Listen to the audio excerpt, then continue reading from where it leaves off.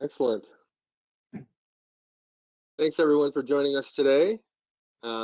Really excited about this panel discussion we have with one of our customers, Pure Lithium. So my name is Eli Leland. I'm CTO and co-founder of Voltaic, and I would like to welcome you to our August webinar titled How to Accelerate the Transition to Battery Power.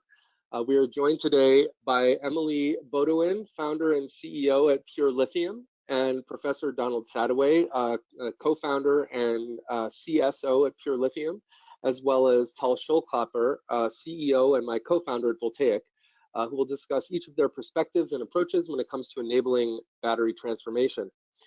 After the webinar, we'll be opening up the event to an interactive Q&A, so please submit your questions throughout the course of the webinar, and we'll set aside some time toward the end to make sure that we get to address a good overview of questions. Few quick housekeeping notes up front. The audience will be muted for the duration of the webinar. If you should have any questions, again, please use the question module. And if you have any technical difficulties, please reach out to us by the chat module, and we'll work to help you resolve them as quickly as possible. We've also included some assets for you to download in the handout section of the module. We've included our Build versus Buy ebook, our Pure Lithium case study, as well as our ebook on preparing for the electrification tsunami. All right, let's kick things off. So we're going to start with some discussion with our guests from Pure Lithium, starting with CEO Emily. So Emily, let's go back to the beginning. Can you tell us about why you founded Pure Lithium? Yes, absolutely. Thanks for the question. So the lithium, our mission for Pure Lithium is to get lithium out of the ground and into a lithium metal battery as quickly, inexpensively, and sustainably as possible. And I founded the company literally because that isn't happening today. The lithium atom has to travel 55,000 miles from the ground before it gets into a battery. And we don't have lithium metal batteries today because of the supply chain. There is no battery-ready lithium metal electrode. There's only foil produced, which is not sufficient for the batteries, and there's no supply of it. So we're talking about this grand energy transition and a step change in lithium metal batteries, and no one was addressing this problem. So that's why we founded Pure Lithium, to solve this problem. But one of the enabling reasons that I founded it was that Professor Sadoway, who is a metallurgist and battery expert, was willing to tackle this important problem as well. Wonderful. Can you just talk a little bit more about how the technology you're developing at Pure Lithium is going to impact the electrification movement more broadly? Aside from the lithium supply challenge specifically, yeah. Yeah, so our technology takes the lithium atom from a oil field brine or a hard rock, and we can in one step electrodeposit it and make a beautiful lithium metal electrode that's protected by a polymer that you can actually drop in a little beaker of water, and it's still protected. So we have a really interesting enabling technology where we basically have 3/4 of the battery made right here in this one-step process. So we're opening up the supply chain by using a variety of salts, but Don's genius invention was, let's put this polymer onto this piece of copper so we have a battery-ready electrode. So we're really creating something that doesn't exist in the market today, making it easy to manufacture, and we're taking 90% of the price of an extruded foil out of the equation. So it's really, really interesting technology. We're addressing a lot of problems at one time. Awesome. So yeah, I'd love to hear a little bit more about the problems that you're addressing technically and just in general for your business. What are the key challenges for your business at this stage, looking ahead to say the next 12 months? Oh, the next 12 months, I mean, you know, the key challenges are honestly just startup growth, right? A lot of it's tedious. We spent a lot of time de-risking our technology. It's completely scalable, and we're on a path to doing that right now. So the hardest part of it, you know, it's just really the administration and growing the company. That part, we've really made so much progress with the technology. We don't have any glaring technological challenges in front of us today. We're also working on some battery development, and that's completely different. But just to make the lithium metal electrode, to get lithium on a piece of copper, this is, you know, something that we're going to be able to get out into the market pretty quickly. Excellent. And what I guess I'd be interested to hear a little bit more about in terms of the battery development you said you're doing, aside from this sort of fundamental lithium transformation technique. So Professor Sadaway was working, he's a battery expert. He, Chichao Hu started SES that recently SPAC. The technology was invented and spun out of Downs Lab at MIT. So he's got lots of battery ideas. We're working on chemistries that do not use lithium in the positive electrode. So no NMC, nothing that uses cobalt or nickel. We're doing some work with vanadium. We're doing some work with iron phosphate. Don has a lot of ideas. We have a whole little battery development team that's working on things that are above 400 watt hours a kilogram using non-flammable electrolytes and no lithiated cathodes. And we believe that the formula of all that together is what's going to get the cost down and really enable these batteries getting into the market. Interesting. Yeah, I'd love to hear a little. It's a little bit of a meta question, but sort of like in terms of the operating system of your business on the technical side, what sort of systems and tools and processes you employ to achieve these goals? And I'm also interested if you have any perspectives on sort of, you know, how you facilitate the important interactions between the commercial side of the business and the technical side of the business as developing your technology. Well, one of the ways that we facilitate that conversation is honestly using voltaics, using your technology. So we have a ton of different batteries going on with different chemistries going on. So everything looks different with those batteries, right? So being able to just quickly click into voltaic and do, say capacity versus cycle life graph across of all sorts of our chemistries has been a really, really helpful, useful tool.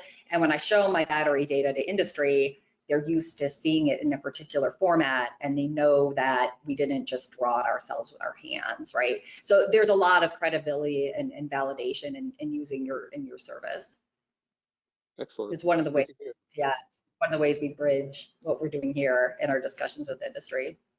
Excellent. So I'd like to turn to Professor Sadaway. You've been a leading voice and a change maker in the industry for quite a while, named as one of the most influential people in the battery space by Time Magazine. So clearly, as Emily alluded to, you've seen a lot of technologies come and go, startups coming out of your lab.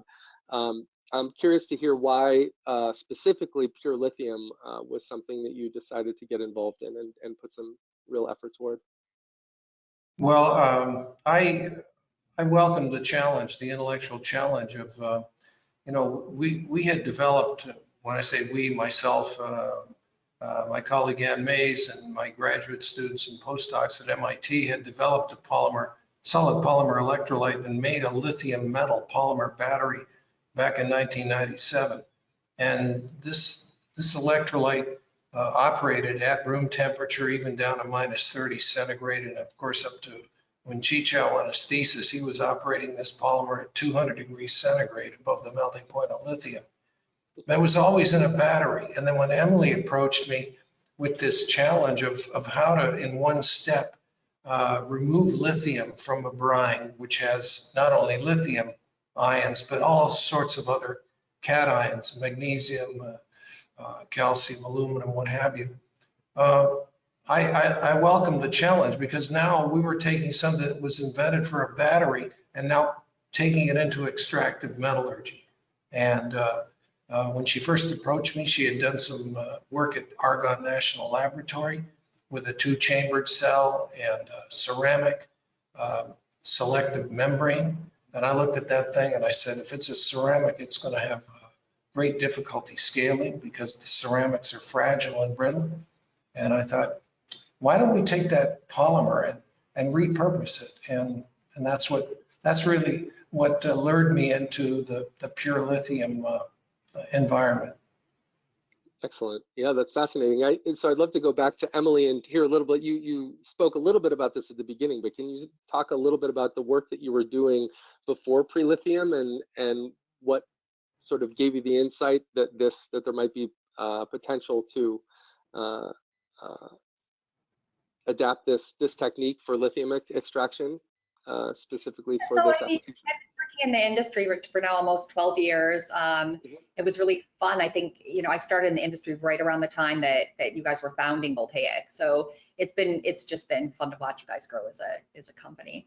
And I think that I saw this problem and nobody was addressing it.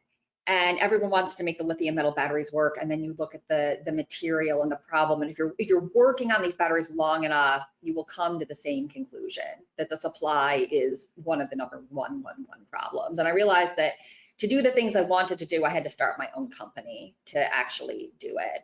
And I had wanted to work with the national laboratory, but Professor Sadoway just out invented what I was going to license in a couple phone conversations. So the only the way to roll this out was move to Boston and have a lab and really start a company to do it, because he just came up with such an incredibly elegant process that took, almost 70% of the cost out of the technology that I was going to just license and try to deploy to market. So it's just a lot better than I actually imagined, because we came up with something better. Excellent. So in terms of going back to kind of the more data-driven analytical side of your business, can you talk a little bit more about how data and analytics help you to develop the insights to achieve your goals, and especially as a startup, of course we can relate to being resource constrained and wanting to move fast. So can you talk a little bit more about how data and analytics help to facilitate those things? Thank you. I think in the beginning, incredibly helpful. Again, we had a lean operation. We didn't have a data engineer. We had no one like that on staff. So no one had time to sit and, draw out these graphs for me to look at. So you want to look at all of our battery data. We're training a bunch of young people. We're building big pouch cells. We have 100 channels. How do we keep track of this, right? So the analytics and just looking at how your batteries are performing, who's making the batteries. Is this person good at making batteries? Maybe this is somebody who won another team because their batteries don't really work after a couple cycles, but this person's batteries work all the time. So just the amount of information you can pull, the amount of different information you can pull just by changing your plots around, it's really remarkably interesting and helpful. It helps the CTO make all sorts of decisions about team members going in different places and about battery performance. What's working? Yeah, that's awesome. That's actually a new one to me in terms of looking at the actual human resources that are building your cells and prototypes and making some smart decisions there. That's great. We'll have to think about that and incorporate that into some of our materials going forward. Excellent. So Tal, I'd like to turn to you. Building off of Emily's comments, can you share any perspectives on other bottlenecks in developing the next generation of battery materials and technologies that Voltaic is helping customers like Pure Lithium and others to overcome using the Enterprise Battery Intelligence Platform? Awesome. Yeah, so I'd actually like to key on a couple comments from Emily and Don. It's it's a very complex system. You have the electrode, you have the electrolytes, you have different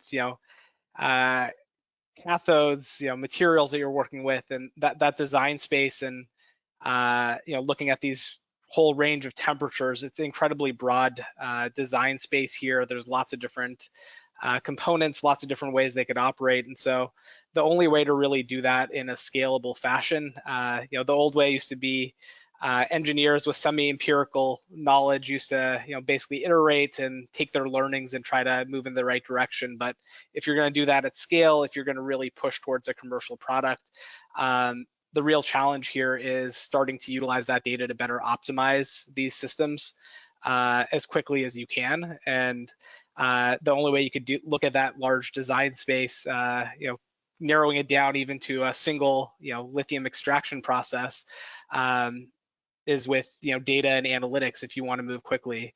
Otherwise, the big challenge here with the complexity of batteries, it takes a long time to see whether or not you have that good plate that'll work well in an actual battery cell and give you longevity.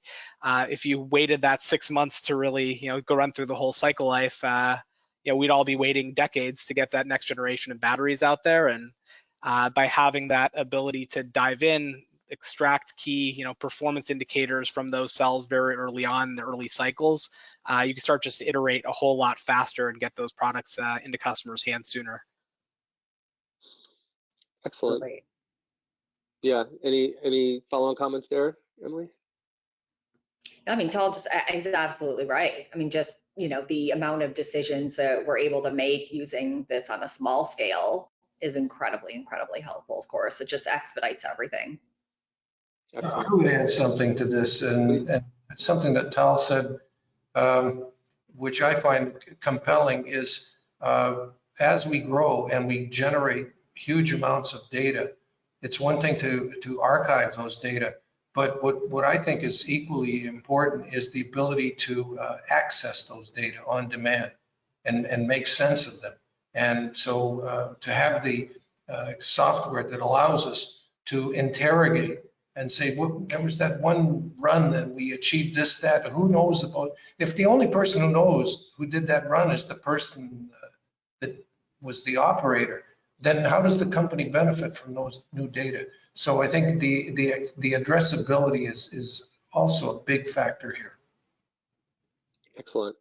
Yeah, I just go back to one of the early comments from the car companies, and these auto OEMs are massive battery teams focused on next generation technologies, integrating batteries into their products, and gets down to it, they're not even comparing the A samples to the B samples of different devices because they don't have data systems that enable that, let alone understanding what's beyond basic pass-fail metrics is the variability across their cells, and it's just there's a lot of room here for improvement that's going to really help us get this next generation of technology out the door, but also on the other side, help and make sure that's actually going to be safe and reliable, but really understanding the underlying chemistry that's happening in these battery cells.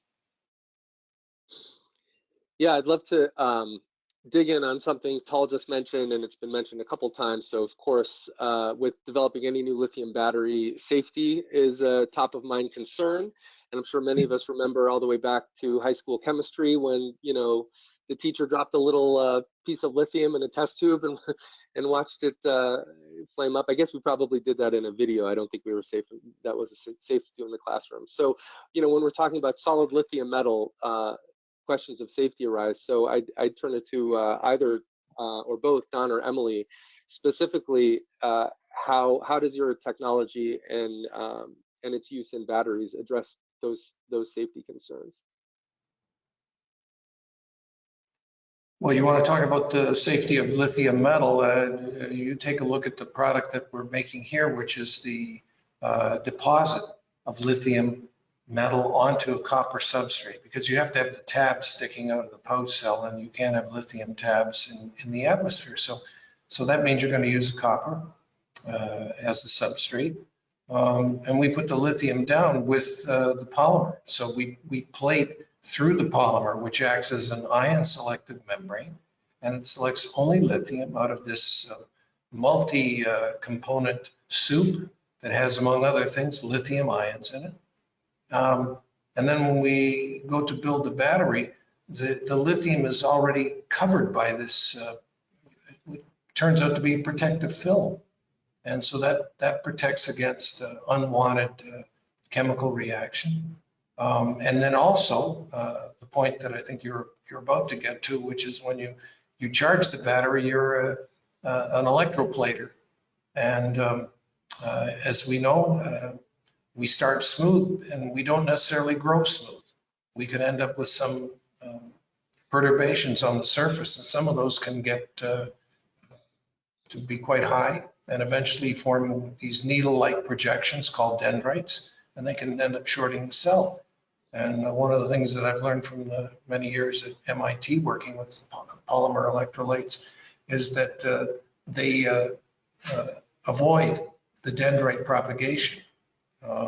So going back to safety, it's safety in terms of chemical protection, safety in terms of avoidance of the dendritic shorting.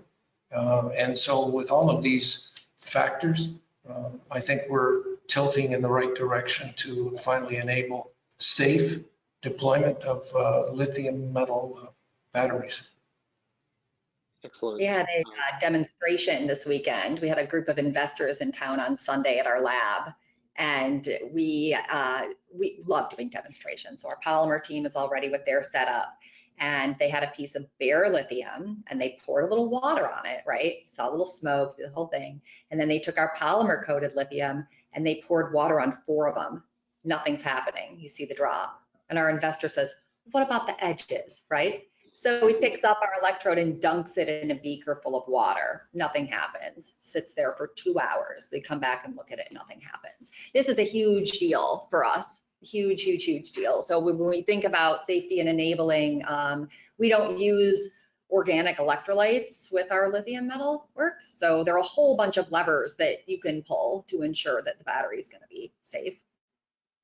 Excellent. I'm going to opportunistically bring in a question from our audience. Have you gotten to doing any sort of abuse testing of your devices yet?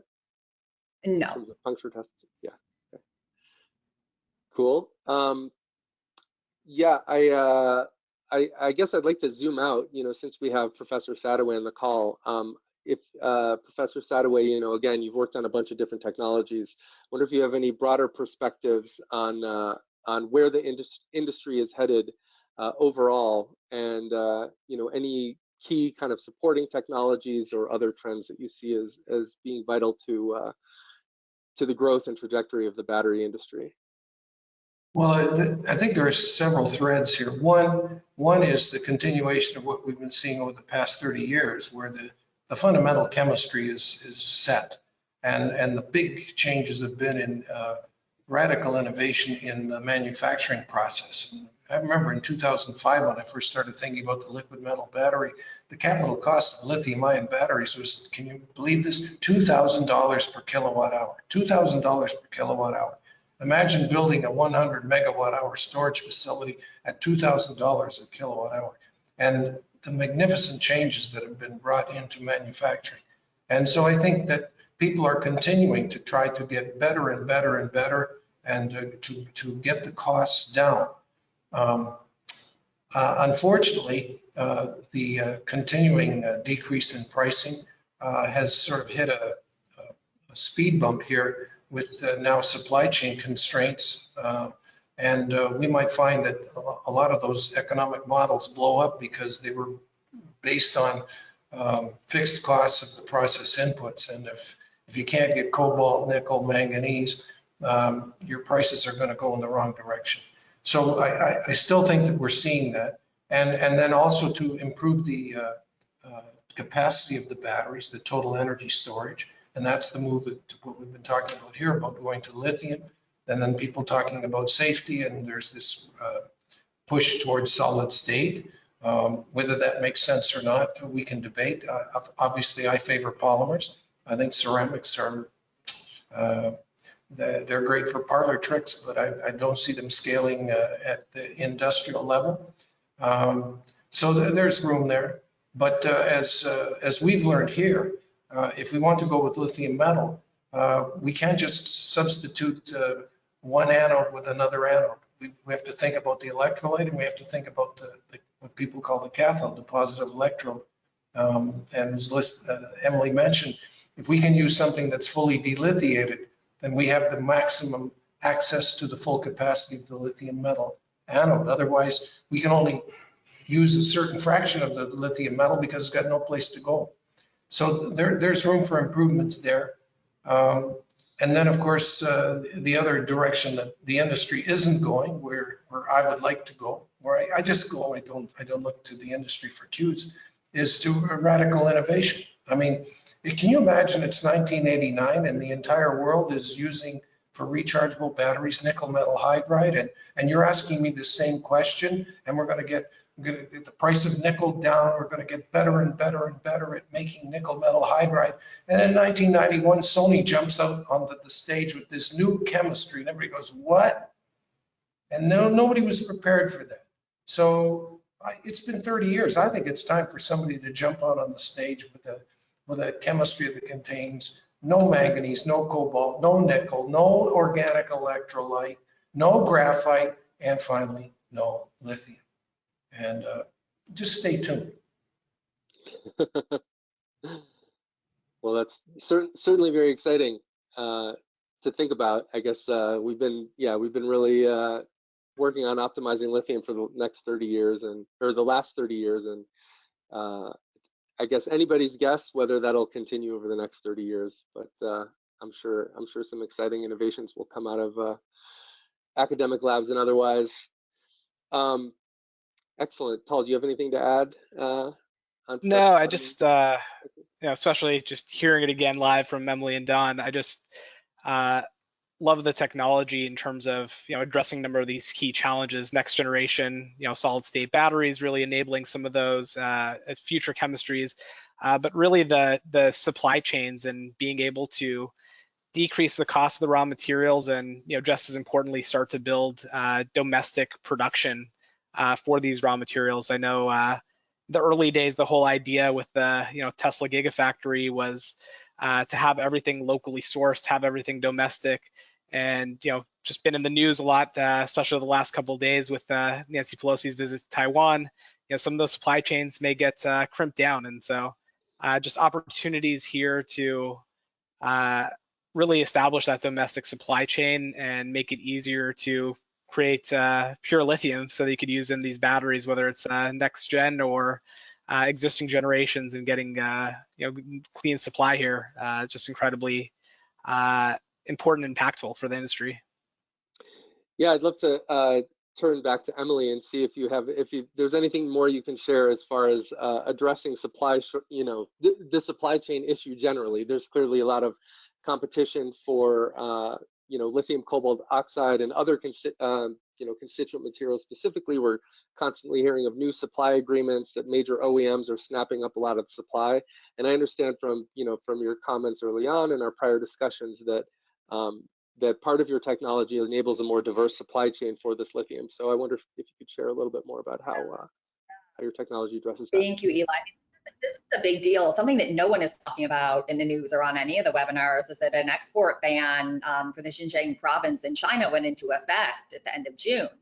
So anyone getting lithium from that region, which is a lot of people supply lithium from that region, done completely. Then you see an announcement that GM has now paid $182 million in advance for lithium that comes from that region. And that's in the newspapers today. And you're like, okay, what is going on?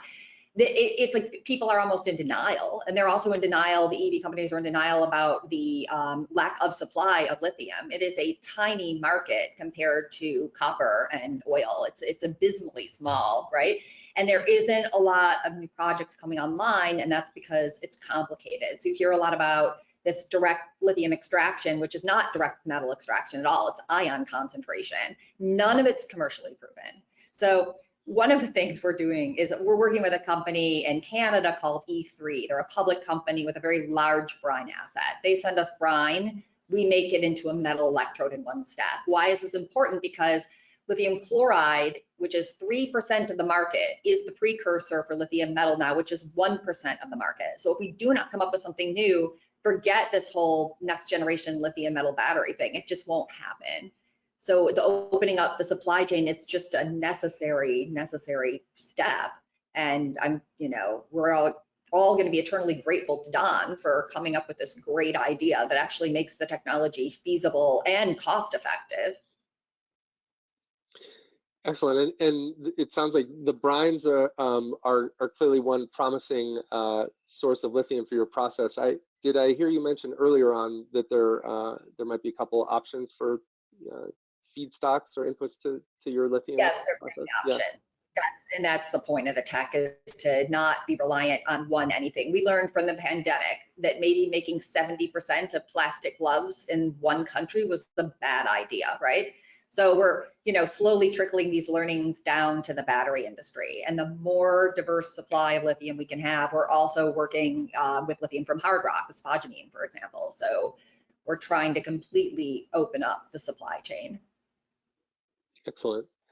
I know another active avenue of inquiry and research and development in the battery industry more broadly is looking at making the electrode fabrication process more efficient, less resource impactful. So I wonder if you have anything to share on how your technology stacks up against kind of the existing deposition, coating and drying processes, and the solvent-free processing that we're hearing about potentially coming online in the future. Where does Pure Lithium's technology stack up? Correct me if I'm wrong, and I'll let Don come in here, but I think we're the only people that are going directly from a source, like a brine, to a battery-ready electrode. Like, we don't make a chunk of lithium. We literally make the battery-ready electrode with the polymer on top of it from that source. So I don't know, it's innovations in, positive, negative electrode manufacturing. That's got to be pretty much the biggest one that I know of. We can integrate this into a battery manufacturing facility, or we could create this facility at the same location with these oil field brines, because all you do is re-inject the waste stream back into the ground. You can do it without diluting the source. So it's really, really interesting. I mean, this is a big innovation. And then, as Don said, well, Don knows this, I had no intention of becoming a battery company when we started, but, he innovated and made 3/4 of the battery. So Don, I'll let you take it from here. Yeah, so in the early days, and I'm talking about within 2 months of taking occupancy here, which was just 4 bare walls. And on the first day, Emily and I were on our hands and knees with the screwdrivers putting together our desk furniture for the office.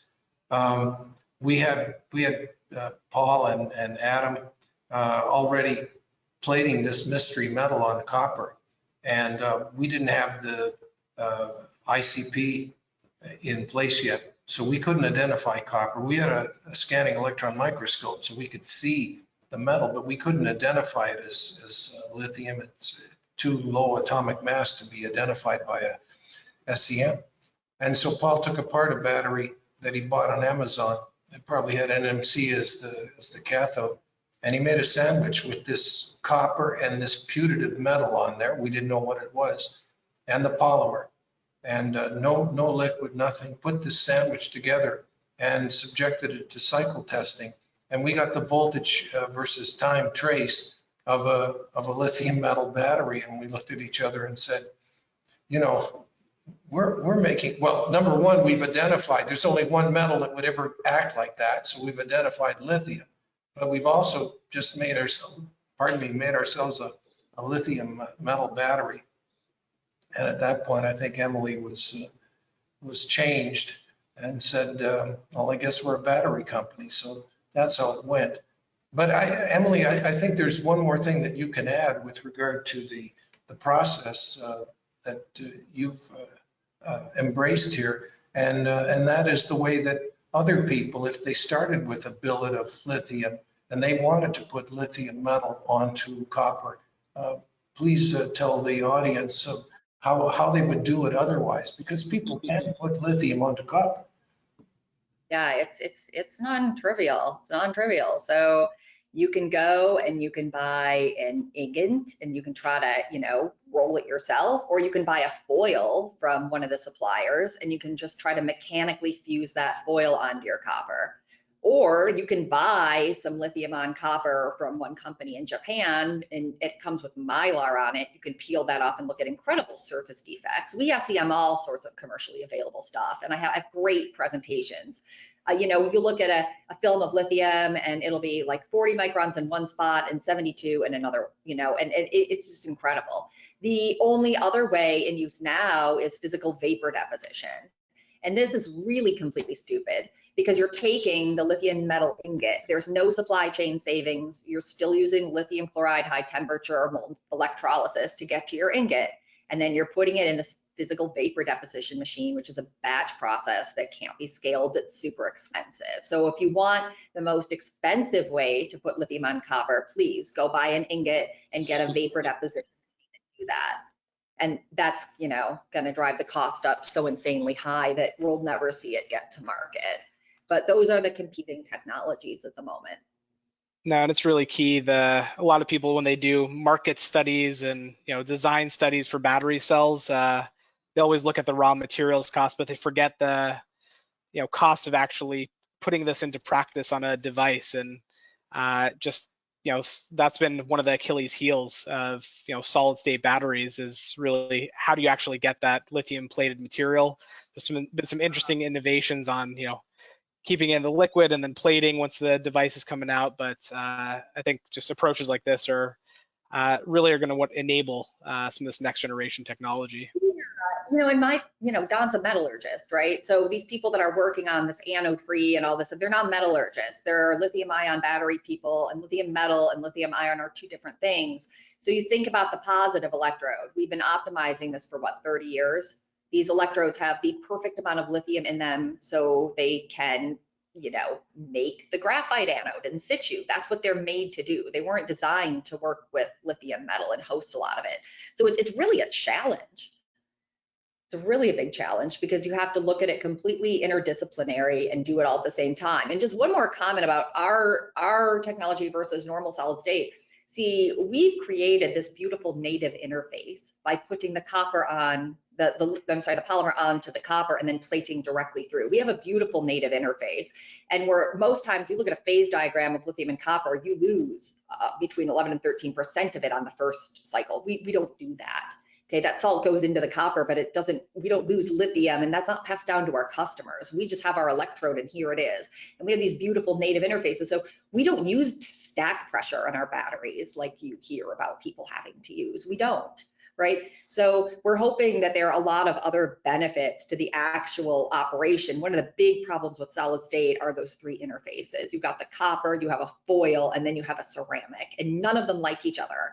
And they're just all forced together. And then conventional wisdom is, let's just put, two linebackers of pressure on these cells and think that's going to work. And that's not the approach we're taking. Is there any more that you can share? Actually, I just want to pause and encourage the audience to keep the questions coming. I've been sort of working them in opportunistically to the conversation, but we're happy to take more questions. And one of them asks if you can share any more sort of technical details on these lithium layers that you're depositing in terms of thicknesses, deposition rates, mass loading. What can you share along those lines? I can give you, a little bit of information. I mean, we're able to basically plate whatever we want, and hopefully people in the audience know that, the thickness is based on the deposition time and the current rate. It's kind of a simple formula. A lot of other parts of it are not quite so simple, but we make films anywhere from 5 to 30 microns. There's no reason to ever grow lithium more than 30 microns. Most people that we talk to want 5 and no more than that. So those are the specs that we're working on. The largest we've made to date is an 80 by 110 millimeter film, which is sufficient for anybody we know making an electric vehicle battery. We don't need to make anything that big. Right now, we're working on scaling up a film, a process to make something that's 50 by 50 millimeters in a continuous process. And that's what we're working on right now. And the deposition rate, as Emily said, depends on the current, but we can be doing something on the order of a micron per minute. And if you compare that to what Tal was saying about the people sometimes overlooking the actual cost of processing, now that you've got the raw materials. Emily talked about the vapor deposition. The capital cost is high. And it's this gigantic vacuum chamber. And now you're plating atom by atom that boils off of the lithium and traverses across the chamber, and atom by atom sits down on the copper foil and eventually builds up to whatever the thickness you want. Our processing rates can be acceptably fast to make this thing scale to, again, Tal keeps using the magic word, which is scale. And we understand that if we can't do it at scale, it's just a parlor trick, and we're not interested in parlor tricks. Yeah, we're not. And, people will fight me. I welcome anybody to debate me about this, but a micron a minute is perfectly fine when you need between 5 and 30 of them. How long does it take to make a lithium ion battery, audience? Like 1.5 to 3 weeks, depending on who you ask. So you're talking about American manufacturing. Say we have vanadium, a US source of lithium, the polymer. and no weird, crazy organics, no cobalt, no nickel. You can make this electrode in 5 to 15 minutes, not 1.5 to 3 weeks. You're turning a battery product almost every day. So America actually really could leapfrog some of our competitors if we were able to put all of the pieces of this together. So I see it as a huge manufacturing advantage. You know, a micron a minute, to me, it's perfectly fast enough. And this is, again, in a process that we are just turning into a continuous process and scaling. So we haven't even optimized it that much.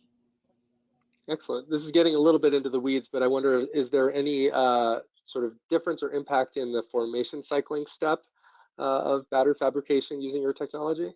I love this question. I love this question. So we talk about formation cycles all the time. We don't do formation cycles because we're not forming anything. And I'm going to let Don speak to this a little more because it's one of his favorite topics too.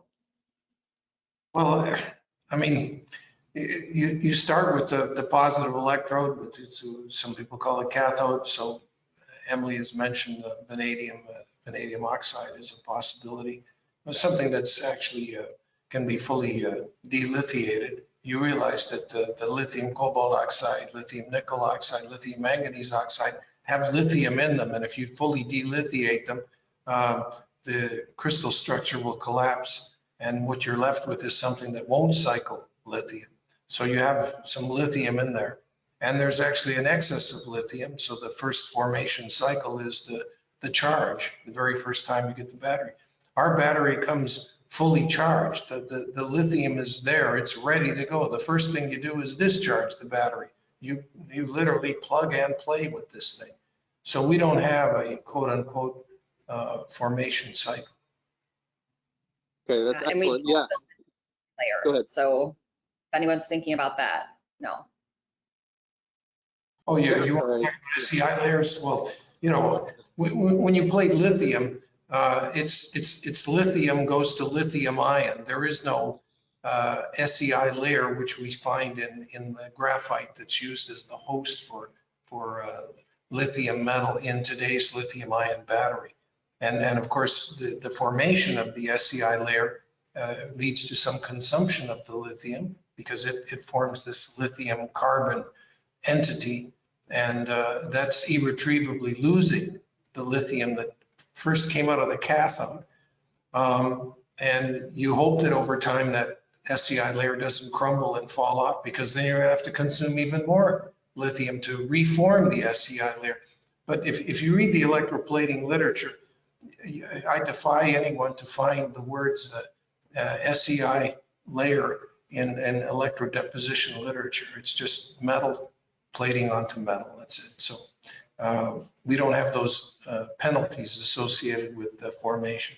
Plus we're ready to go. As soon as you open the box, you start your computer. You don't plug the thing in and watch this thing slowly come up to charge.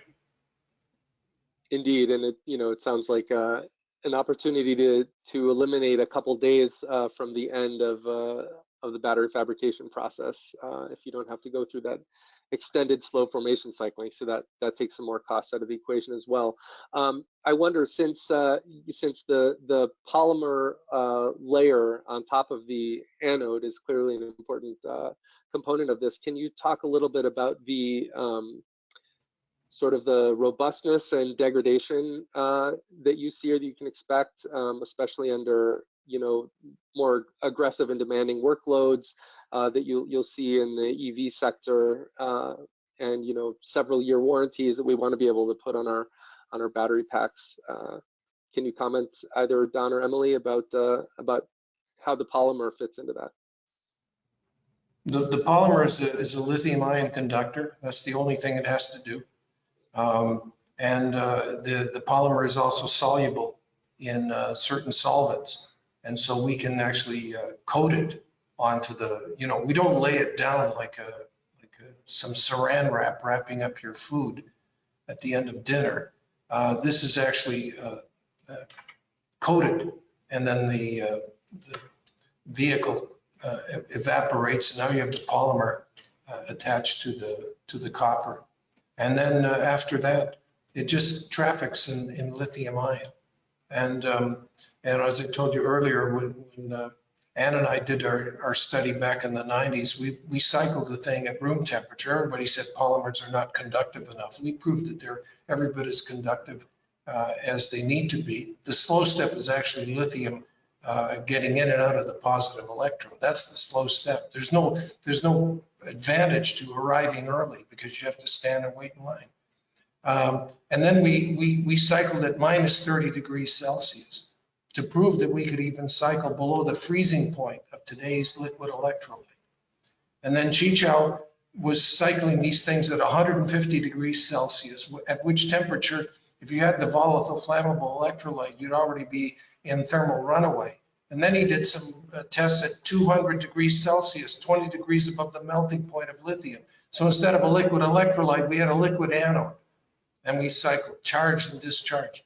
So you ask me, how does it stand up to abuse? The higher the temperature goes, the happier the lithium gets, because there's a Vogel-Tauman-Fulcher equation kicks in and the mobility goes up. We've in all the works that we did at MIT, we never lost a cell to dendritic shorting.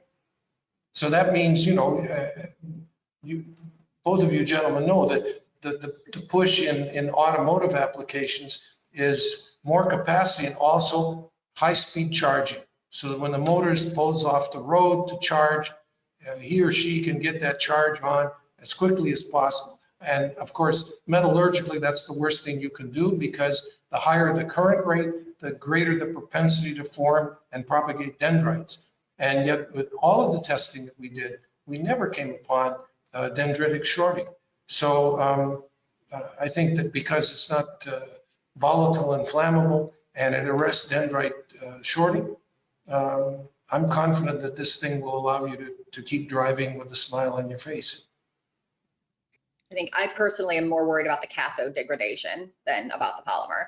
And when I think about the whole cell, like what keeps me up at night is the positive materials, not the polymer. Excellent. So question from our audience, I think we touched on this a little bit already, but perhaps we can revisit. So how much of the lithium metal anode can actually be utilized in a cell?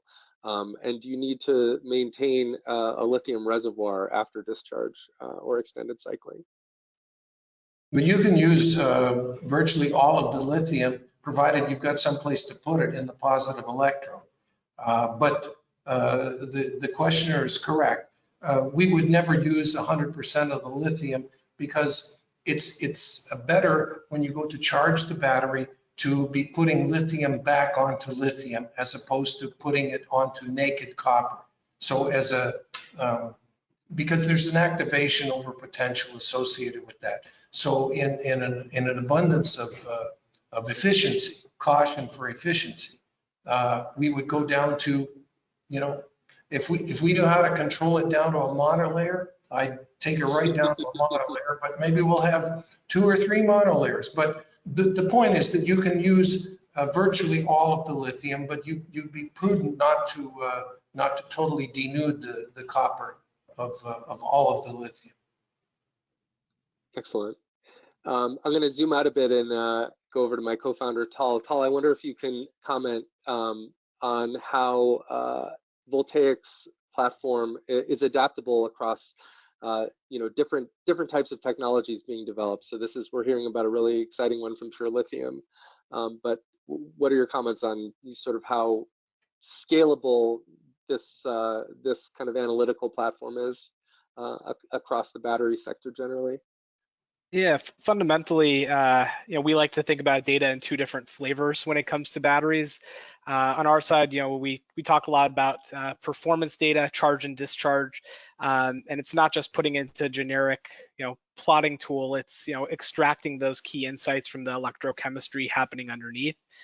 Things that people often just ignore. They'll look at internal resistance of an OCV. They'll look at capacity, counting how many amp hours went through the battery, and there's a lot of very interesting information on what's actually happening in those cells as they are charging and discharge. You could see where the reactions are happening. You could see all kinds of key insight there.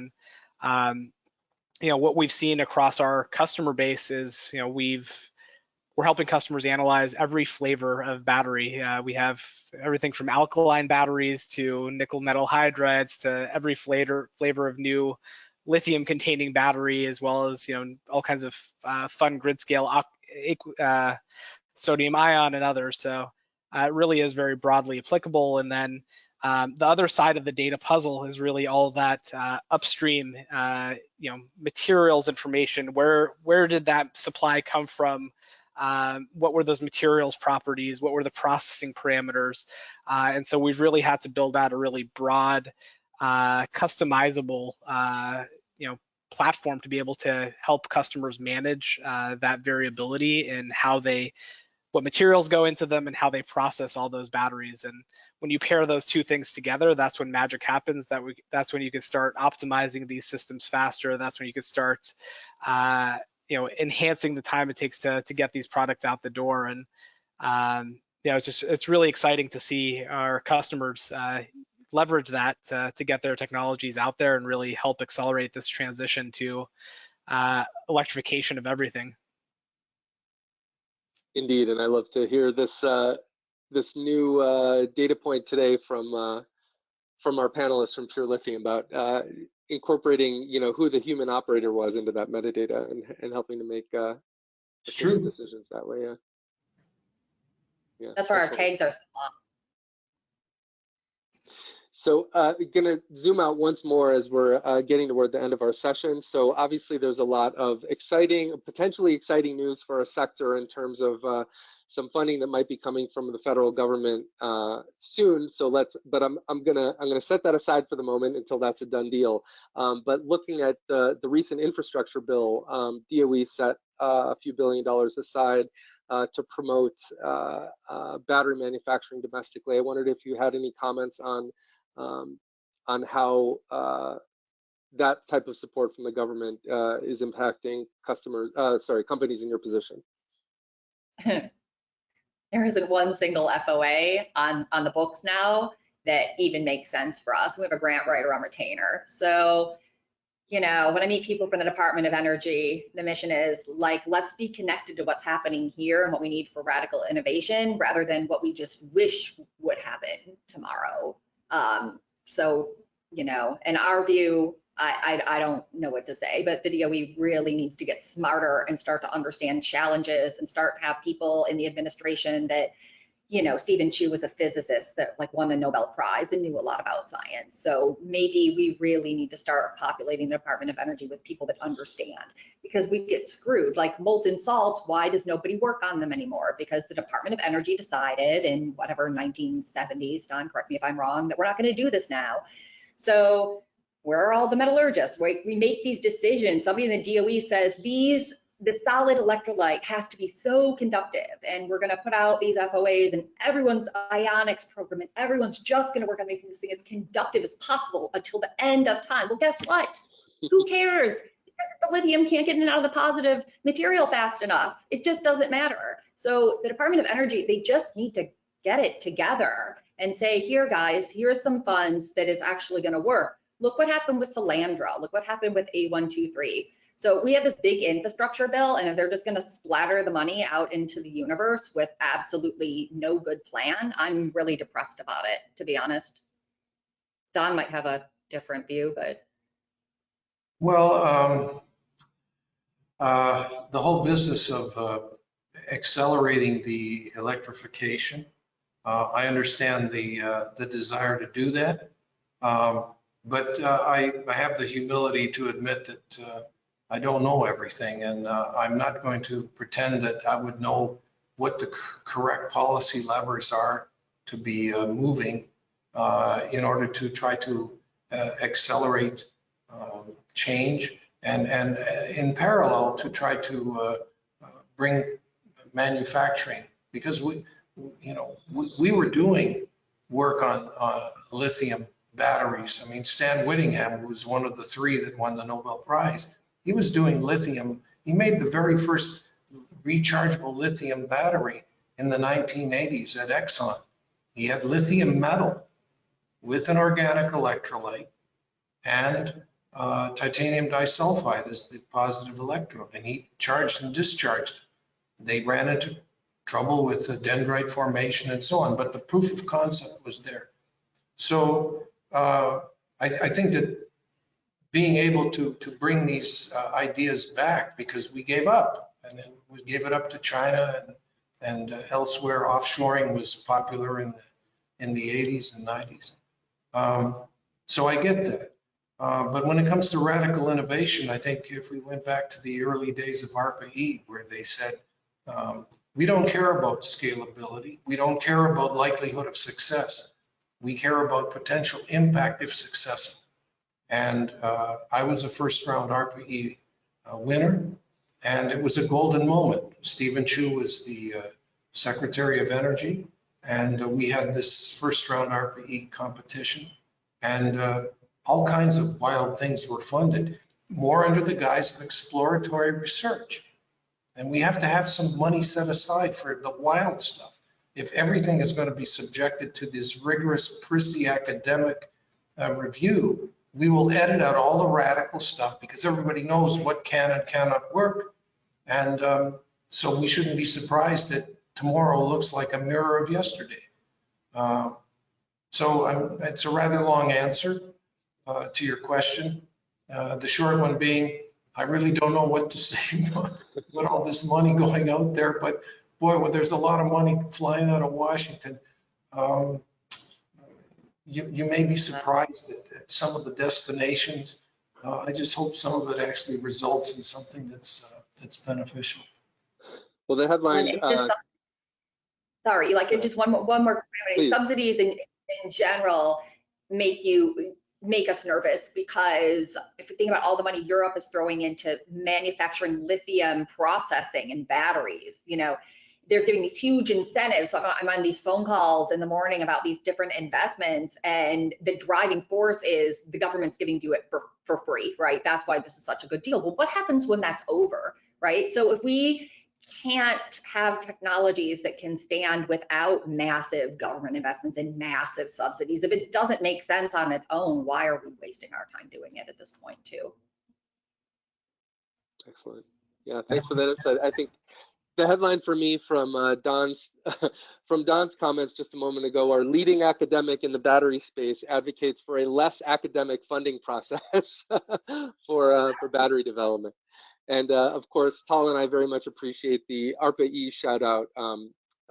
Both Tal and I were working on first round ARPA-E projects related to energy storage and electrification when we started building software, and that became Voltaic. So excellent, great things have come out of that.